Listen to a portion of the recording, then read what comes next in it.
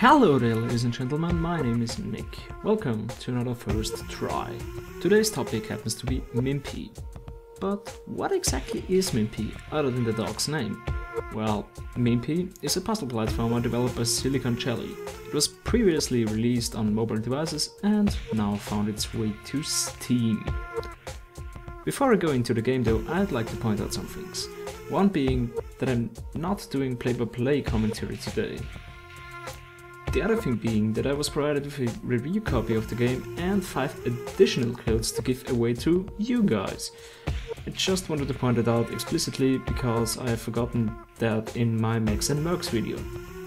And if you think that this review is biased by the fact I've mentioned above, feel free to check out other reviews. Additionally, I'd like to say that in this video there might be solutions to one puzzle or another, so if you don't want yourself spoiled in that regard, avert your eyes from the screen when I start talking about puzzles.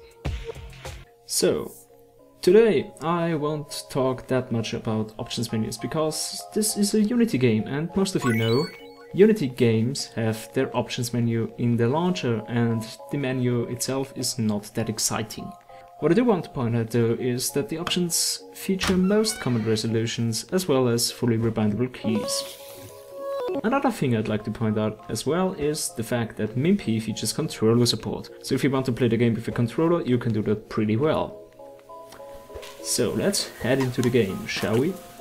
The story of the game in short basically is you are Mimpi, a dog. Well, a very transformative dog when you take a look at all the skins that are available, and you wake up one day and your master's gone. So you embark on a journey to find him, and on this journey you're challenged with jumps and puzzles and stuff. And this brings me quite nicely to the first point, which is not stuff, but the puzzles. This is your cue to look away, by the way. So, the puzzles are varied and require some precision at times. I'd consider most of them relatively easy, but there are some puzzles that made me use the hints, which cost light bulbs. These light bulbs can be collected in the level, or can be obtained via playing a minigame, which happens to be Tetris. Sadly, when using keyboard and mouse, the Tetris minigame didn't work properly. By the way, spoilers are over now, so you might want to look back at the screen again in order to see the point I'm trying to make here. As you can see, in this minigame I'm able to turn the stones, but I can't move them left or right. When a controller is recognized as the main input device though, I'm able to play it normally with either the controller or the keyboard. And I hope that this little issue gets fixed in a patch later on. So, after we've talked about the puzzles and the hints a little bit, we should talk about the second thing that has the potential to make puzzle platformers decent. The platforming. In my opinion, the platforming in this game is, well, decent. You have relatively good control over the direction you are going and the momentum you are building, but you can't really manipulate the height of your jumps.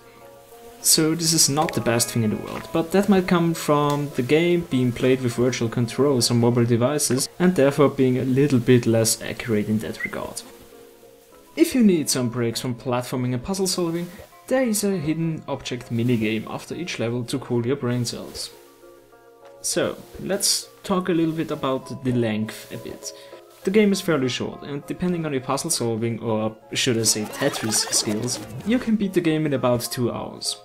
However, when you want to go for all the collectibles, which consist of bones and skins, you have a little bit of replay value there.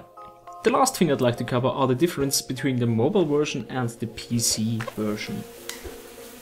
Well, for one thing, there are no microtransactions in this game.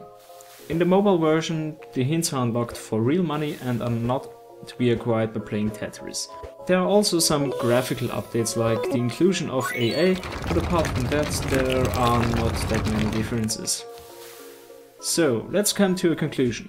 For €4.99, it is a decent game. It is a very good mobile port as far as I'm concerned, and if you want 2 to 3 hours of puzzle platformer joy, I'd say you can definitely give it a try.